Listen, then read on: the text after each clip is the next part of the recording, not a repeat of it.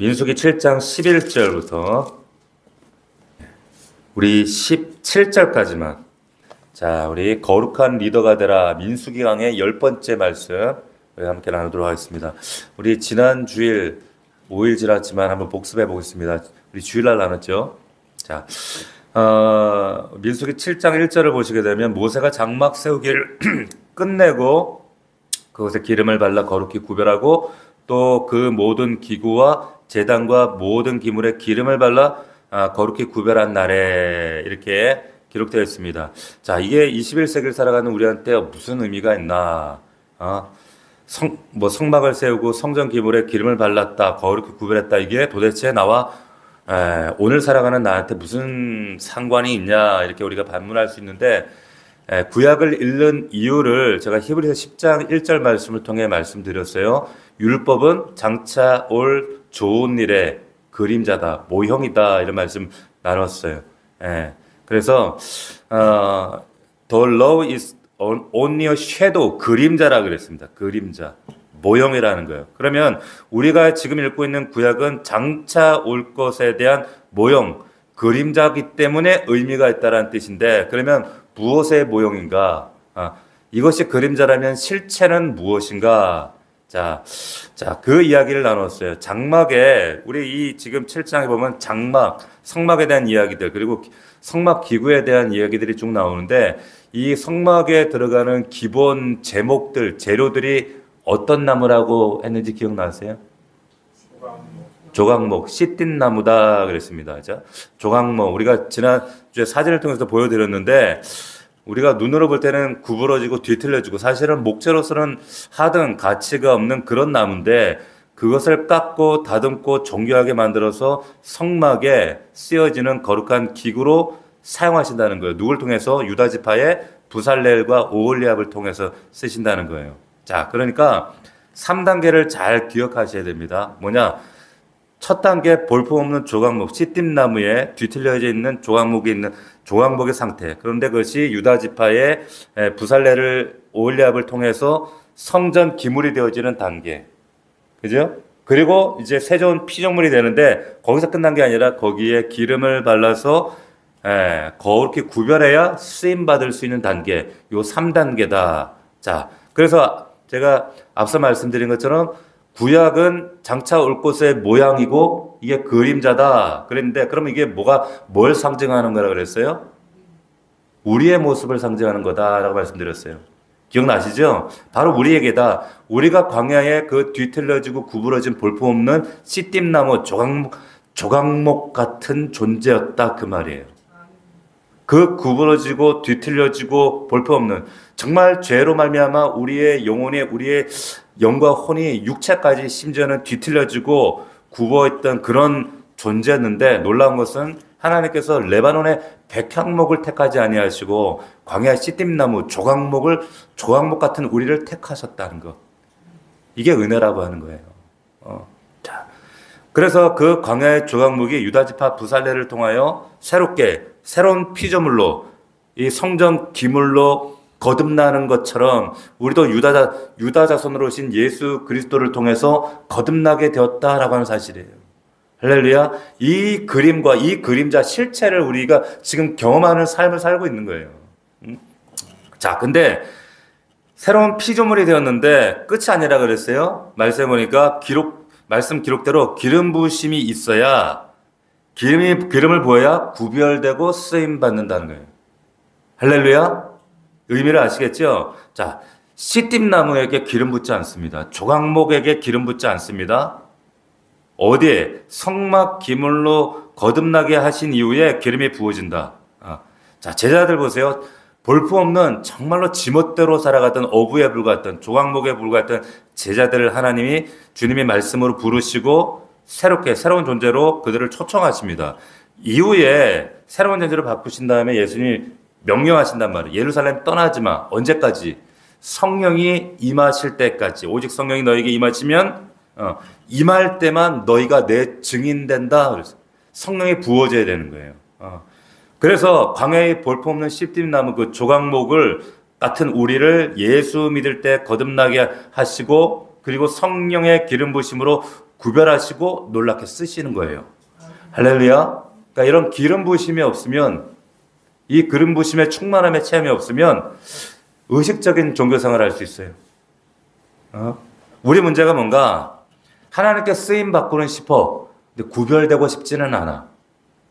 이 갈등. 그냥 세상 사람들하고 똑같이 살고 싶은 거야. 자, 그런데 제가 그런 말씀 드렸죠. 거룩이란 구별되는 거. 쉽게 얘기하면 남다른 거예요. 남다른 거. 그래서 내가 마이클 조던 얘기했던 거 기억나시죠? 조던이 그 플레이가, 농구 플레이가 남달랐어요. 그죠? 다르다는 것은 특별하다는 거예요.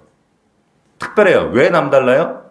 다르다는 것은 놀랍게도 그것이 능력이다 그 말이에요. 남다르다는 것은. 그러니까 구별됨, 남다르다는 것은 곧 능력이에요. 할렐루야. 이 능력이 덧입혀지길 원합니다. 자, 그리고 이제 오늘 본문으로 이어지는 겁니다. 오늘 본문에 보면 이게 지금 17절까지만 읽었지만 지금 우리 읽었던 11절부터 17절까지 똑같은 말씀이 이제 둘째 날에는, 셋째 날에는, 넷째 날까지, 그러면서 이게 89절까지 똑같이 토시 하나 안 틀리고 계속 반복됩니다. 그래서 내가 이거 다 읽을까 하다가 또 여러분들 막 또 마음에 시험 될까 읽다가 똑같은 거 왜 또 이렇게 다 읽지? 막 또 마음에 여러분들 시험 되실까 봐 안 읽었어요. 잘했죠? 뭘 또 잘해. 원래는 다 읽으려고 그랬는데. 자, 여러분들 하품하실까 봐. 여러분 우리 성경에 보면은 성경의 가장 긴 장이 어디예요? 시편 119편이 가장 길어요. 그런데 이 19편 못 찾게 긴 게 이게 민수기 7장이에요. 7장입니다. 가장 지루한, 사실 더 지루해요. 시편 119편 같은 경우에는 사실은 굉장히 아름다운 성경이에요. 여러분들이 한글 성경을 보니까 성경 진짜 겁나 길다 이렇게 읽을지 모르지만 이거 히브리어 성경으로 보면 이게 기가 막힌 성경입니다. 119편이 히브리어로 성경으로 보면 이게 왜 그런가 하면 히브리어가 우리 알파벳 22자로 돼 있어요. 그런데 이걸 8절씩 행을 8행씩 끊어가지고 A, 8개는 A, 그 다음에 B, C, 이런 시를 답관체시라 그래요. 답관. 뭐라고 하냐면, 똑같이 답습한다 그러죠. 그 밟을 답자에 머리 관자. 머리 부분을 답습한다는 거예요. 네. 그래가지고, 22자, 히브리어의 알렙을 8절, 베트 8절, 그 다음에 김멜 8절, 쭉 이렇게 순서대로. 그러니까 이걸 왜 이렇게 했는 줄 아세요? 성경 한번 열어보세요. 저 화면을 이제 여러분 좀 보여드리려고. 이게 우리 이제 WBC라는 주석인데, 이 히브리어 성경은 우리가 보는 왼쪽에서 오른쪽이 아니라 오른쪽에서 읽어요. 그래서 오른쪽에 지금 노란색, 연두색, 그게 지금 거기가 앞부분인데, 지금 저기에 119편의 그 앞부분에 보면 처음에 8행을 알렙, 베트, 김멜, 달렛 이렇게 시작하거든요. 그러니까 A, B, C, D인데 영어로 말하면 알렙, 그 다음에 베트, 김멜, 달렛 이렇게 일부러 이렇게 맞춘 거예요. 이렇게. 네. 그러니까 일부러 우리말로 하면 이걸 뭐라 그래요? 이거를. 응? 왜 이렇게 했을까? 아세요? 이게 그러니까 히브리어 성경을 봐야지만 이런 우리가 발견할 수 있다고. 이게 라임 때문에. 왜 우리 랩하잖아요. 랩하는 애들 라임 맞추잖아요. 아시죠? 라임. 말 발음이나 영어나 이런 발음을 비슷한 걸로 이렇게 엮어간다고 막 라임을. 내가 라임을 한번 이걸 하려고 그랬는데 또 시험 될까 봐 안 해요. 그러니까 라임을 왜 하냐면 재미쓰라고 하는 거예요. 재미쓰라고. 똑같은 거예요. 재미쓰라고. 그리고 외우기 쉬우라고.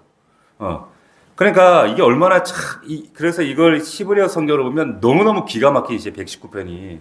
예. 근데 여기에 반복되는 게 말씀, 율례 이런 거를 똑같은 단어를 계속 의미 똑같은 의미인데 바꿔서 계속 표현하고 있는 거예요. 근데 이걸 한글로 번역한다 그러면 이거 되겠어요? 기역을 맞추고 이게 안 되잖아. 그러나 이게 불가능하기 때문에 한글 성경으로 이렇게 바꿀 때는 이게 불가능해서 그냥 했지만은 사실은 원문으로 보면 너무너무 기가 막힌 아름다운 시라는 거예요. 근데 민수기 이 7장은 달라. 되게 재미없어요. 이게 보면 똑같은 내용을 6절씩으로 끊어서 토시 하나 안 틀리고 12번을 반복해, 지금. 12번. 우리 같으면 그냥 똑같으면 어떻게 해요? 상동, 이하동문, 이러면 끝인데, 그러면 끝날 내용인데 똑같은 말을 계속 반복한단 말이에요. 이걸 왜 이렇게 써놨을까? 하나님 참 좀 이해가 안 돼. 여러분 성경책 보면 이 부분 여러분 야 너무 좋다 밑줄 쳐 놓으신 분 있어요? 없어 이거는. 이거 사람들이 별 관심이 없어. 설교자들이 제일 곤란한 설교. 저도 이게 강해 설교를 하니까 지금 이 본문을 다루는 거지. 이거 그렇지 않은 주제설 같으면 절대 선택하지 않는 본문이에요. 근데 문제는 하나님이 이 말씀을 기록하게 하셨다는 거. 기록하게 하셨다는 것은 하나님 우리가 이 의미를 알기를 원하신다는 거예요. 읽기를 원하신다는 거. 특정 구절만이 아니라 모든 성경은 하나님의 감동으로 된 것인 줄 믿습니다. 아멘. 그러니까 민수기 7장도 교훈과 책망과 바르게 함과 의로 교육하기에 유익한 책이라는 거예요. 요게 교훈이 있다는 거예요. 책망이 있다는 거예요. 바르게 하김이 있다. 그런데 얼핏 봐서는 몰라요. 자세히 봐야 돼요. 유념해서 봐야 돼요. 나태주 시인이 말한 것처럼 자세히 봐야 예쁘다. 오래 봐야 예쁘다. 너도 그렇다면 그랬잖아요. 오래 봐야 돼요. 자 보세요. 자세히 봐야 되는데 오래 봐야 되는데 11절 잘 보세요. 여호와께서 모세에게 이르시기를 지휘관들은 하루 한 사람씩 제단에 봉헌물을 드릴지니라 하셨더라 그랬어요. 자, 봉헌물을 하나님이 가져오래요. 근데 누구에게 가져오래요? 지휘관들에게 가져오래요. 자, 그래서 오늘 설교 제목이 앞에선 리더가 되라는 거예요. 거룩한 리더가 되라. 리더들에게 가져오라 그랬어요. 이렇게 써있지 않았습니다. 이 명령이 여호와께서 모세에게 이르되 지휘관들은 백성들에게 팔로우들에게 봉헌물을 가져오도록 명령하라 이렇게 하지 않았어요. 너희가 드리래. 너희가. 자, 아무 생각 없이 우리는 읽어요. 근데 굉장히 놀라운 명령입니다. 왜 그런지 아세요? 고대 근동사회에서 이 지휘관이라는 이 히브리어의 의미는 다른 사람 위에 군림하는 사람이에요. 다스리는 사람이에요. 지휘하는 사람이에요. 자기 걸로 헌신하는 사람 아니에요. 절대로 그렇지 않아요. 고대 근동세계에 특별히 이 애굽에서 탈출한 이스라엘 백성들의 입장에서 그들의 세계관 속에서 볼 때는 400년간 경험했잖아요. 애굽에서 봤던 자기들 위해 군림하던 자들, 지휘관들. 이 사람들은 손으로만 지시해요. 안 하면 어떻게 해요? 때렸어요. 채찍질해요. 말 안 들으면 때려요. 착취했어요. 군림했어요. 이게 그들의 관념 속에 있는 지휘관이었단 말이에요. 리더였단 말이에요. 군림하고 채찍질하고 그리고 다스리고 강압하는 자. 그런데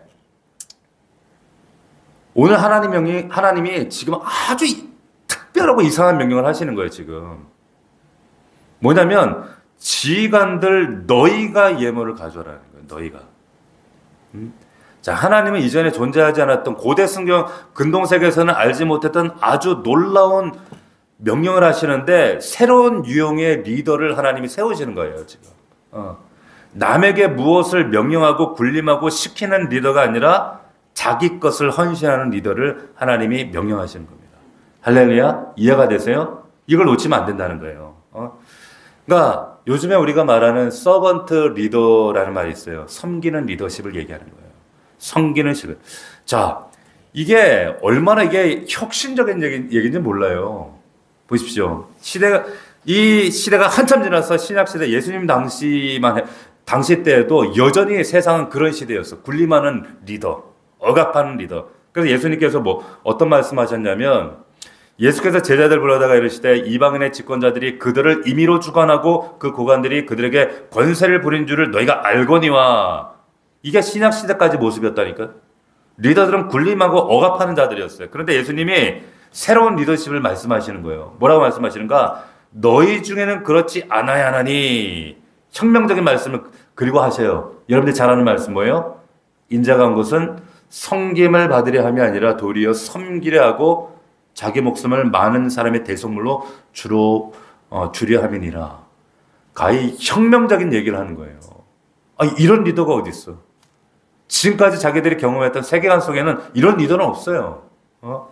이게 기독교 우리가 지금 아는 이 기독교의 독특성이라는 거. 세상하고 달라요. 전혀 달라요. 희생하고 섬기는 자가 리더라고 하는 거예요. 그래서 우리 목자들이나 우리 교회 직분자들은 군림하는 사람들이 아니거든요. 절대로. 목사도 마찬가지입니다. 종이라는 거예요. 그래서 바라는 마음으로는 절대로 리더 못합니다. 누가 알아줘 이거를? 누가 알아주겠어요?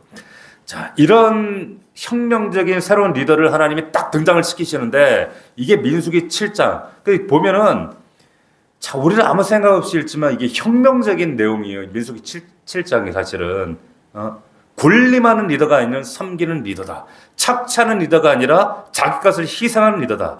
이전에 없었던 리더를 지금 하나님이 지금 소개하는 겁니다. 자, 그런데 하나님이 여기 보세요. 그 리더들에게 뭐라고 하는가? 지휘관들에게 하루 한 사람씩 제단에 봉헌물을 그냥 드리라 명령하셨어요. 자, 이게 12지파에게 동일하게 주신 명령인데, 그런데 이 명령에 제일 먼저 반응한 사람이 누군가 한번 찾아보세요. 누구예요? 누구? 유다지파의 누구예요? 유다지파의 낫손이라는 사람이에요. 여러분 잘 기억해 두세요. 낫손. 자, 12절입니다. 첫째 날에 헌물을 드린 자는 유다지파 암미나답의 아들 낫손이라. 꼭 기억하셔야 될 이름이에요. 낫손이. 12지파. 자, 하나님은 지휘관들에게 가져오라 그랬어요. 근데 낫손이 제일 먼저 반응한 거예요. 왜 낫손이 제일 먼저 반응했을까? 네? 여러분, 책임 때문이에요. 여러분, 반응은 책임감의 비례예요. 여러분, 잘 들으세요. 우리 책임이라는 단어가 영어로 responsibility잖아요. responsibility가 뭐예요? response, 반응하는 ability, 능력, 이게 합성어란 말이에요. 그러니까 책임이라는 말은 반응할 수 있는 능력을 말하는 거예요. 이해가 되시나요? 자, 그러니까 누가 가장 빨리 반응하는가? 낫손처럼 책임감 있는 사람이 가장 빨리 반응하는 겁니다. 이게 굉장히 중요합니다. 정말로. 카톡방에 제가 글 올리면 누가 제일 먼저 반응할까요? 네? 정답. 책임감 있는 사람. 그러니까 정주영 집사님이 앞으로 이덕감이라니까. 할렐루야. 진짜 반응이 책임감이 있는 거예요. 내가 그래도 반응이라 해서 그래도 카톡방에 먼저 반응해드려야지 우리 목사님이 시험 들지 않겠지. 우리 집사님들이 또 시험 들지 않겠지. 이렇게 진짜라니까. 그러니까 누가 제일 먼저 반응하는가 보면 책임감 있는 사람. 누가 제일 먼저 하트 눌러줘요? 책임감 있는 사람. 하트, 엄지척. 목장 카톡방에 이렇게 올리면 반응 누가 제일 잘하나 보세요. 그게 연관되어 있다니까. 이게 우스갯말이 아니에요, 진짜. 책임감 있는 사람 하는 거예요. 근데 왜 낫손이 내가 먼저 반응해야지 하고 왜 이런 책임감을 가졌을까요? 왜?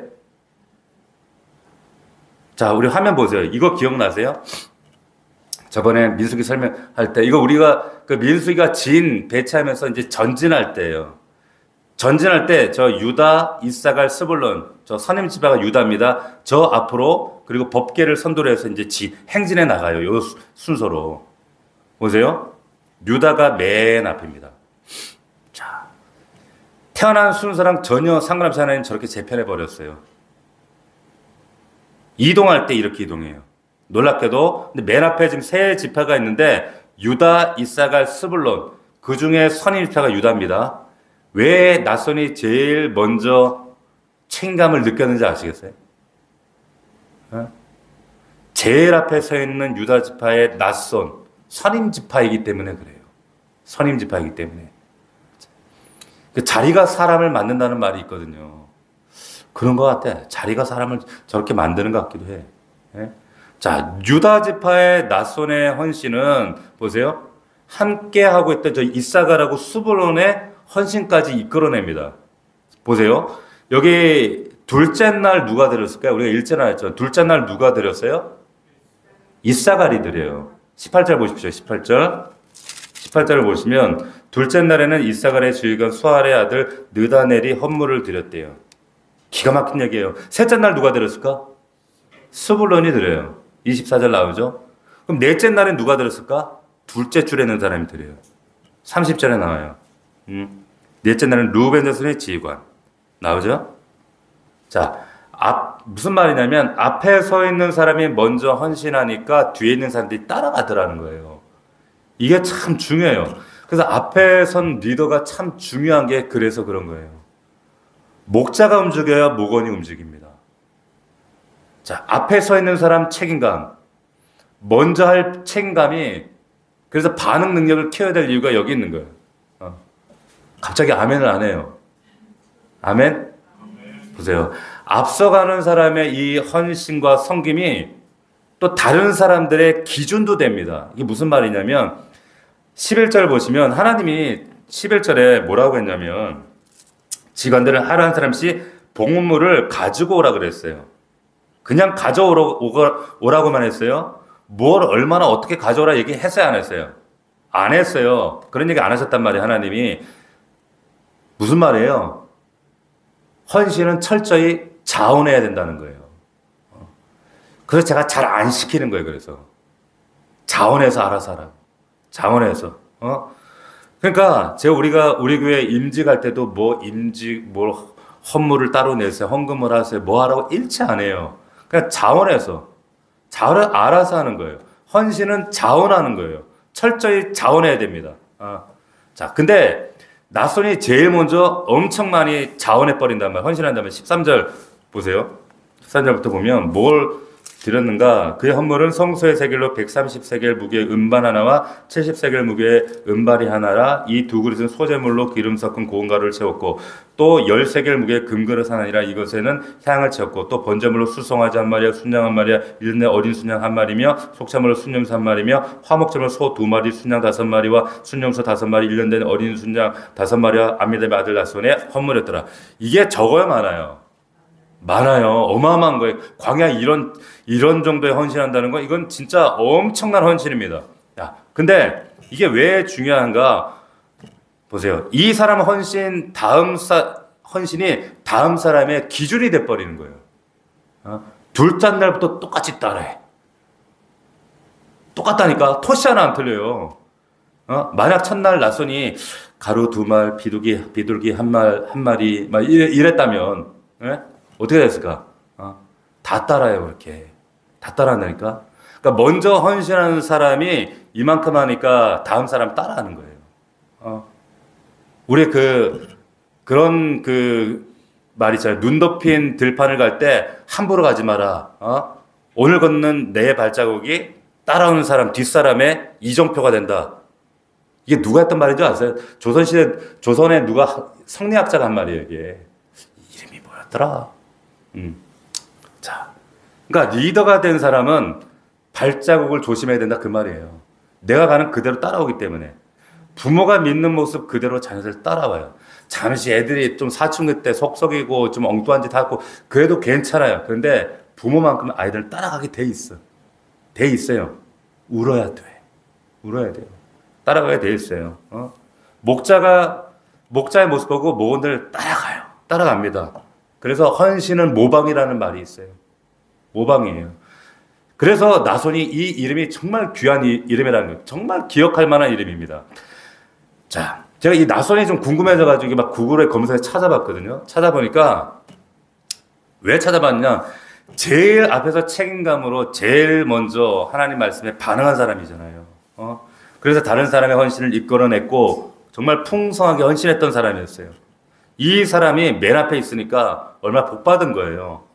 검색을 재면서 하다가 보니까 몇 가지 제가 좀 흥미로운 사실을 발견했는데 나손이 누군가 아론의 처남이에요.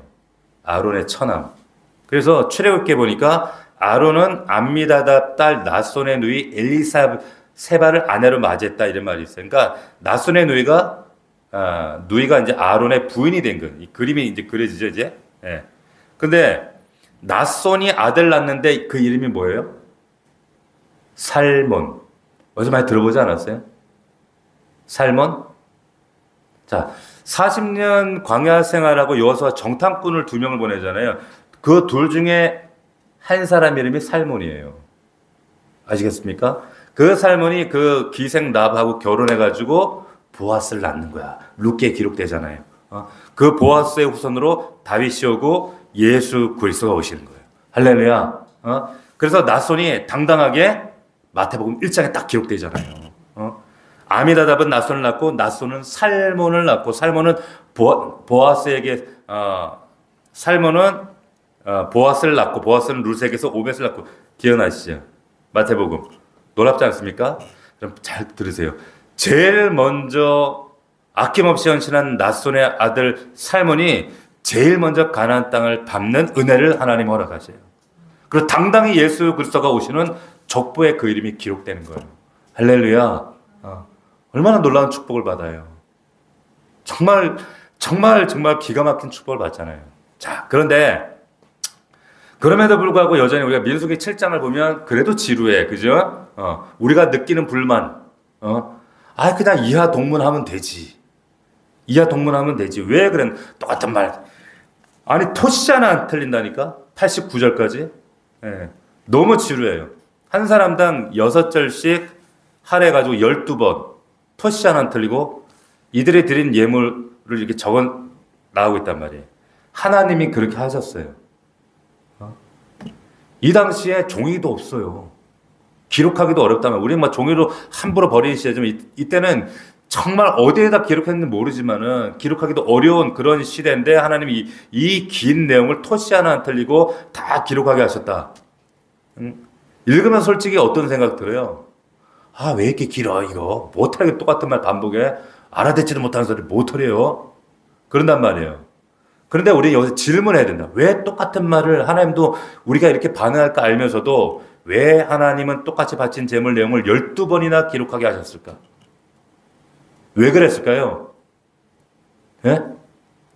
이거는 주석에도 없어요. 제가 고민해봤어. 묵상해봤어. 왜 똑같은 내용을, 왜 똑같은 제목을 토시 하나 틀리고 하나님 이렇게 기록하게 하셨을까? 왜 그럴까? 보세요. 우리 눈에 다 똑같아 보이는 제물 같은데, 다 똑같아 보이는 130세겔의 무게 음반 하나, 70세겔 음발이 하나, 13세겔 금그릇 하나, 번제물 몇 마리, 송아지, 양, 수염소 몇 마리.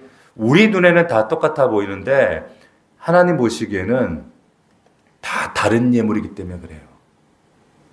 왜? 보세요. 여기 12명의 지휘관이, 여러분 보세요. 12명의 지휘관이 처한 상황과 형편과 처지가 다 달랐을 거란 말이에요. 다 달랐다니까. 다 지휘관이긴 한데 누구는 양을 조금 더 많이 가졌을 거고 누구는 양이 없었을 수도 있어요. 누구는 소가 여러 마리 있는데 누구는 몇 마리 없어서 어쩌면 다 드렸을 사람도 있었어요. 누구는 순양이 충분한데 누구는 정말 겨우겨우 없어서 겨우겨우 드리는 사람도 있고, 쉽게 말하면 누구는 더 잘 살고 누구는 더 못 살고 그런 사람들이었다면 있었을 거란 말이에요. 누구는 몇 마리 내어드리는 게 별거 아닌데 어렵지 않은데 누구는 전부를 드려야 하는 것일 수도 있고, 형편이 다르고 처지가 다르고 상황이 다르고 삶이 다른데 어떻게 똑같은 예물이에요? 절대 똑같은 예물이 아니지. 예. 그러니까 이 뒤에 숨은 사연은 그거밖에 없더라고요. 내가 생각해 보니까. 그러니까 사람은 외모를 보지만 하나님은 중심을 보신다는 말씀이 바로 이거구나. 그래서 다 기록하신 거예요. 다 다르기 때문에. 예? 보세요. 주일날 똑같은 많은 헌금을 드리는 사람도 넉넉한 사람이 정말 드린 그 만원하고 정말 어려운 형편에 어렵게 다니는 직장에 혹은 직장에 없는 상황 가운데 드린 만원 한 장이 어떻게 똑같아요? 어떻게 똑같아? 예? 저희 교회 건축은 안 하지만 건축헌금이 있어요. 다음 세대를 위해서, 그리고 우리 성전 이전 준비를 위해서 이렇게 하는데, 이렇게 예물을 드리시는 분들이 보면 건축헌금을 예배들을 보면은 진짜 옥합을 깨뜨리는 마음을 드리시더라고. 왜냐면 그 삶을 제가 너무 뻔히 아는데, 어떤 분이 드리는 그 5만 원이 여유 있을 때 드리는 5만 원하고 정말 있는 힘을 다해 5만 원, 하나님 보시기에는 다 다른 금이에요. 다 달라요. 제가 교회 개척했을 때, 그 개척하고 나서 저희 교회로 한 2년간을 11조를 보내주시는 가정이 있었어요. 10몇만 원. 되게 어려운.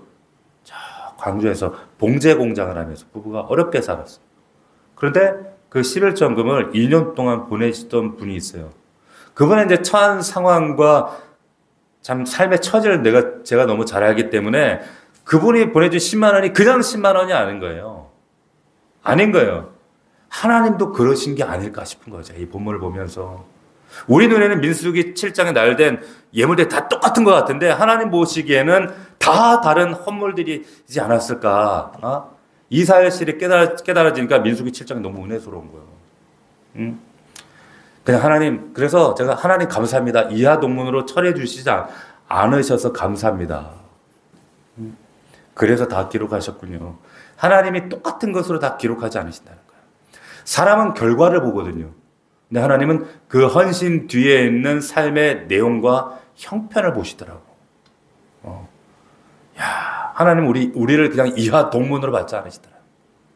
정말 하나님은 인격적이시고 그리고 세심하세요. 우리의 상상보다 훨씬 더 세심하세요. 그래도 우리는 읽을 때 어때요? 이거 보면 그래도 지루해. 지루해. 왜 지루해요? 왜 지루할까? 정해진 사람 왜 지루할까? 이거 보면 이유를 알려드릴까요? 심플해요. 내 이름이 없어서 그래. 내 이름이.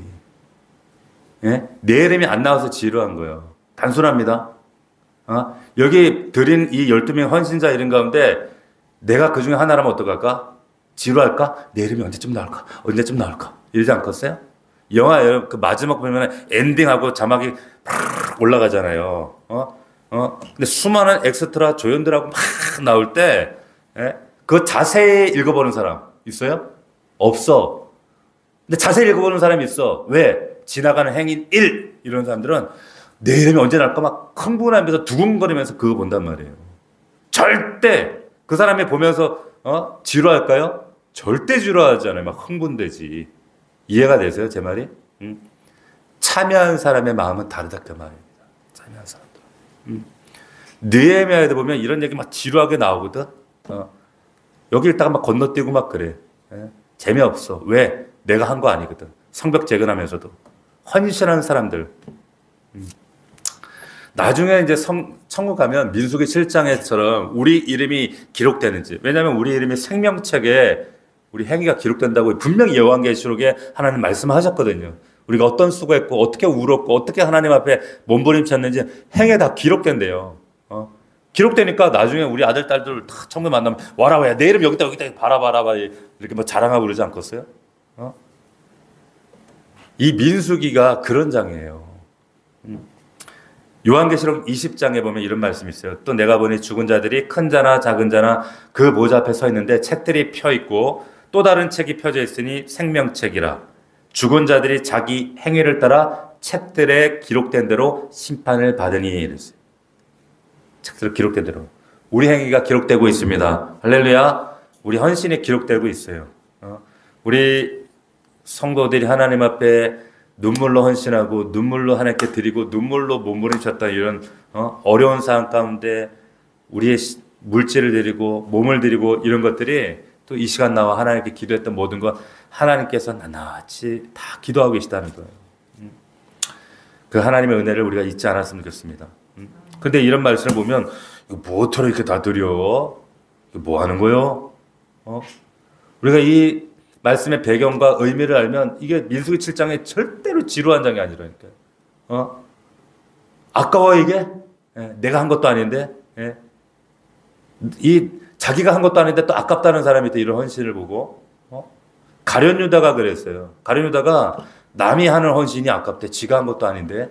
그러니까 예수님 잡히시기 전날 한 여인이 향유를 그 비싼 향유를 발에 갖다 깨뜨려 부었잖아요. 오늘날도 비싼데 샤넬 향수를 막 그냥 갖다 셀에 부은 거예요. 그런데 그러니까 가룟 유다가 어떻게 했어요? 막 화를 내잖아요. 아까워가지고. 뭐라 그럽니까 그게? 가룟 유다가 어찌하여 300데나리온 되는 것을 팔아 가난한 자들에게 주지 않았느냐? 그러면서 뭐라고 되는지 아세요? 이렇게 말하는 것은 사실은 가난한 자들을 생각하기 때문이 아니라 뭐라 그랬어요? 자기가 도둑이기 때문이래요. 무슨 말인지 아시겠어요? 겉으로는 너 왜 가난한 사람 안 도와주고 이걸 엉뚱한데 허비해? 근데 사실은 성경 뭐라고 그런 네가 뭐예요? 네가 도둑이기 때문이야 이렇게 얘기를 합니다. 많이 듣던 말 아닙니까? 세상 사람들 그런 얘기 하잖아요. 뭐하나 교회에다 헌금이나 갖다 바치고 말이야. 뭐 하는 것이요? 그거 그냥 쓰려면 가난한 사람이나 도와주지 말이야. 우리 많이 듣잖아요, 그런 얘기. 응? 세상 사람들이 이렇게 얘기해요. 그런데 성경은 그게 아니라는 거예요. 가난한 사람들을 진짜 생각해서 그 얘기를 하는 것이 아니라, 왜? 자기가 도둑이래. 그 말은 자기 마음이 이미 세상과 돈에 도둑에게 빼앗겼다 그 말이에요. 빼앗겼다 그 말이에요. 응? 이 지금 우리가 민수기 7장을 보면서, 이 헌신이 여러분 아깝게 보이세요? 절대로 그렇게 보이시면 안 돼요. 너무너무 놀라운 얘기란 말이에요. 만약 이게 혹여라도 이 아까운 마음이 있다면, 이건 우리 안에 가룟유다의 마음, 도둑 같은 마음이 있기 때문에 그래요. 우리 마음이 만몬에게 빼앗겼기 때문에 그랬다는 거예요.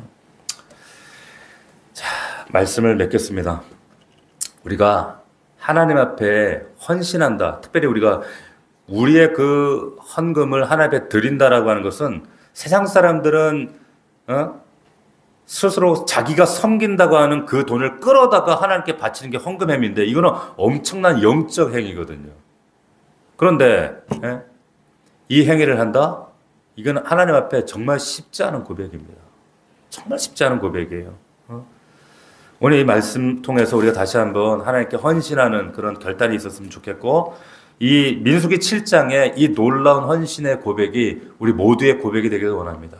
말씀을 통해서 다시 한번 이 밤에 우리 주의 은혜 앞으로 나아가면서, 아버지 하나님, 이 지금 7장에 기록된 이 놀라운 약속이 우리에게 이루어지게 하옵소서. 기도하는 이 밤이 되기를 원합니다. 우리 함께 기도하겠습니다. 자, 우리 함께 기도할 때, 하나님, 오늘 말씀 그대로 아버지 하나님, 정말로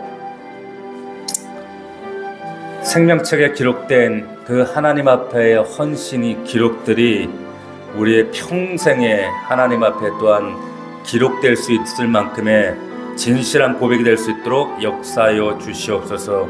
하나님 함께하여 주시옵소서. 우리 오늘 말씀을 붙들고 기도합시다. 그리고 나라와 민족을 위해서, 우리 교회를 위해서, 특별히 우리 마음 가운데 시험과 낙심과 어려움에 빠진 우리 목원들이 있습니다. 우리 가족들이 있습니다. 또 어려움 있는 자들이 있습니다. 하나님 저들 만져주시옵소서. 아버지, 우리 넘치는 교회 새로운 예배 초소를 위해 기도합시다. 그리고 또 빈자리를 위해서, 하나님, 우리가 하나님 앞에 약속된 응답을 누리기 위해서 하나님, 이 자리가 먼저 기도의 자리로 채워져야 됩니다. 아버지, 기도하게 하옵소서. 응답하여 주옵소서. 우리 가정의 기도의 제목도 하나님 응답하셔서, 하나님 뜻을 우리가 알 수는 없지만, 하나님의 마음을 알 수는 없지만, 하나님께서 우리를 정금같이 만드셔서 더 순전한 하나님의 사람으로 세우길 원하심을 믿습니다. 합력하여 하나님은 반드시 선을 이루신 하나님이심을 신뢰할 수 있도록 역사하여 주시옵소서. 오늘 말씀 붙들고 우리 간절히, 우리 담대하게, 우리 주여 3번 부르고 통성으로 기도합시다.